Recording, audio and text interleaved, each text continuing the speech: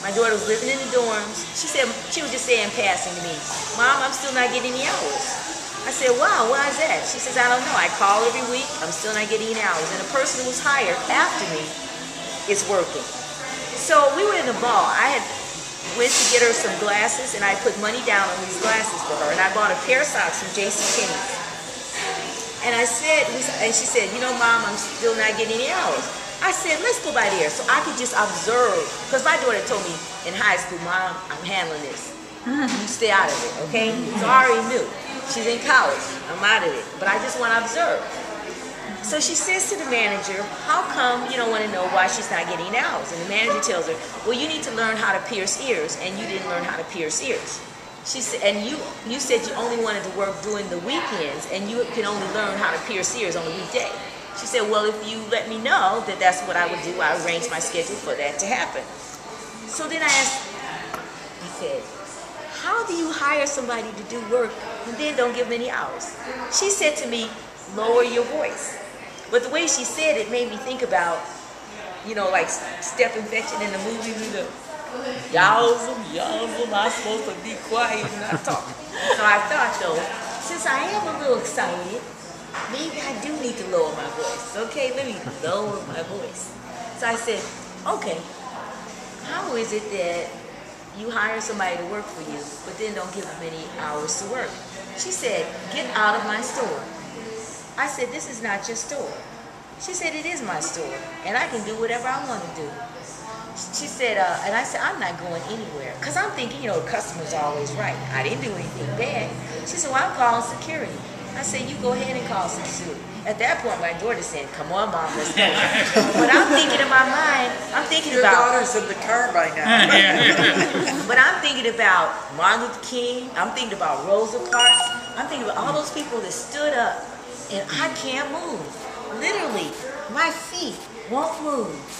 And so I'm standing there at the end of the counter, not where the people are getting their, paying the bills. I'm just standing there. I'm not moving.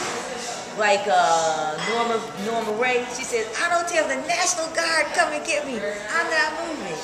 Did you get up on the table? No, I just stood there. But I'm standing there. And the next thing I know, Champagne Finest shows up. No, actually not yet. First, two security guards, a black one and a white one. The tall one says to me, if you don't leave this store right now, you're going to be banned from your store and from this mall. I said, if you don't get your finger out of my face right now, next thing I know, Champagne's Finest comes in. Police officers coming in, black police officers, right? I guess that's their cultural thing, you know. He says, what is your name? I said, my name is Eunice. Eunice what? I said, Eunice Butler Boone, what is your name? You better show me some ID right now. And I'm talking about, why do I have to show you the ID? I have put over $100 down on a pair of glasses for my daughter. I bought socks, so I'm not here soliciting, I'm not doing anything. So why do I have to show you? She's like, you better show me some ID right now, or you're going to be arrested. Like that. I didn't show him. My daughter's like, Mom, come on, show him the ID. Let's go. I can't, under my mind, I can't. So then the next thing I know, this other police officer comes up to me, another black man. He says, would you step outside the mall? He invites me out to the mall. That's the first time anybody talks to me like I'm a human being. At that point, he says, you have to show me your ID. I show him my ID. At this point, they're talking to my daughter. They all hover around, because it's like 6 police officers, white, black, and they hover around my daughter saying, well, if you think this is racism, this is what you should do. My daughter never said she thought she was being, it was racism. She never said that. But since it was a black and a white person, of course I had to be posturing, you know. I wasn't. I was very calm. And my daughter did not say she thought it was racism. She just said, this is why this occurred. It's because it was black and white. They said, oh, it must be racism. My daughter never said that's what it was. But anyway, so I get my driver's license out and I show it, thinking this is going to be the last, right? So then the other police officer comes over, another white officer comes over. He says, we're taking your picture. This is in front of the store. We're taking your picture. And they have this Instamatic camera. You know, one of those Polaroid type things? Yeah. We're taking your picture. I said, you're not taking my picture. He said, we're either taking your picture or you're going to be arrested. And you're jail. I had that bag with the JCPenney's from JCPenney's, and I put it in front of myself. And then they put handcuffs on me. That was the first time I ever had handcuffs on me. Ever. And they're walking me out of the mall with handcuffs on for that. I'm in the back seat of a police car. And the police officer talking to me like I'm not nothing. You know, they have my driver's license. And then he reads to me and tells me, I'm going to let you out of this car. But he said, you will pay a fine of $150. You have a court date, and also you are banned from this mall from this day for a year, and that includes this mall as well as at Kohl's, because that's all, I guess, all owned by. I'm telling you, that's what happened. Did you enter a complaint with? I did. Let me tell you. So he lets me out of the car. I go immediately over to the police department. When I get there, I see one of the police officers standing in there in that little room, you know, where you go up to the desk, and I said, and of course he knows, oh, this is a lady who was at the mall, right? So the person that I'm supposed to talk to,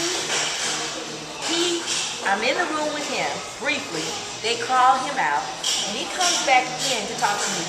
I'm telling him my story, he's like, right, yeah, yep.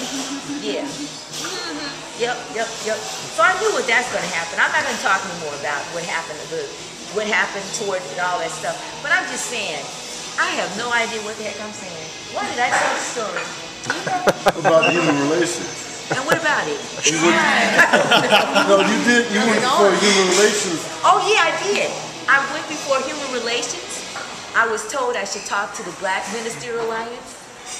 Nothing happened. I didn't hear a tweak from them. You hear From me? the Black Ministerial Alliance? I wrote letters. Or In the fact, Human Relations? I went before the Human Relations Commission. I talked to them. I went before Did the you talk to NAACP. Mark Gaber? I went in front of whatever the group was and Okay. talked in front of the group. Okay, Mark Gaber is the chair. Right? Whoever the people were, I never went. But I didn't get anything. You hear me? Nothing. And what was interesting about it, my daughter told me, my other daughter who was in college too, they were still going to the mall, although I couldn't go. See, no loyalty to me. It's like, I can't be inconvenienced. And my daughter said, Mom, there's nothing to do in this town. I have to go to the mall. So I understood that if I made this decision, I had to make it for myself. It wasn't going to be people saying, oh, Eunice, that's great. We like your... And that's the way I see it now. It's sort of like, just because I feel it's right, just because I think it's worthwhile, I may not see that reflected back in the people that I talk to. But there will be some people who will reflect me back honestly. I'm a mental health therapist. And I try to reflect back to my clients something that they see inside themselves, but they don't believe is there. And that's their goodness, and their interestingness, their uniqueness, the way they see the world, the way they cope. You know what I mean? Their experiences. I try to reflect back to them a sense of, you're worthy. We don't do that enough for each other. We're constantly looking for ways to find our work. You work like a slave. I shouldn't say like a slave, but you work hard. You work really hard. But I bet you say to yourself, do I do enough? Am I doing enough? It's part of the way we made up. It's like, I ain't done nothing today. You see what I'm saying? Whether we do or don't, we are still worthy.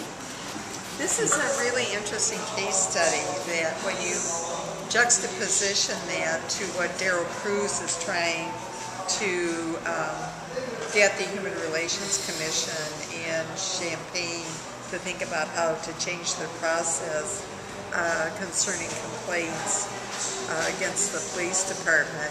This is such a different flavor of story than most of the stories that come up concerning people feeling they're